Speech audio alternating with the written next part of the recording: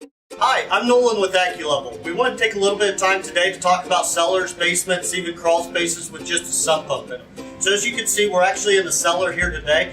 We have a dirt floor, but again, you have the head space for it to be a little bit taller than what you get in a typical crawl space. So in this particular instance, we have just a sump pump. So with the dirt floor, you have moisture rising up through the floor, and then big rains, you'll get water actually standing out on the floor. Sump pumps are great to have. But the issue is that if you don't have any drainage running to the sump pump, that sump pump becomes a flood management versus a flood prevention in your cellar, basement, or crawl space.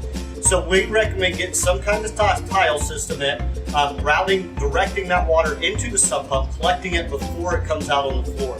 That helps to prevent mold, moisture, even the rot of your subfloor, creating multiple thousands of dollars worth of damage down the road. So having a sump pump's a great thing to have, but again, if it doesn't have anything routing the water to the sump pump, it becomes a flood management instead of a flood prevention. So if you have a sump pump that you'd like to have us look at, or you would like us to take a look at your basement or crawl space because you may be seeing some moisture, please give us a call or visit us at AccuLevel.com.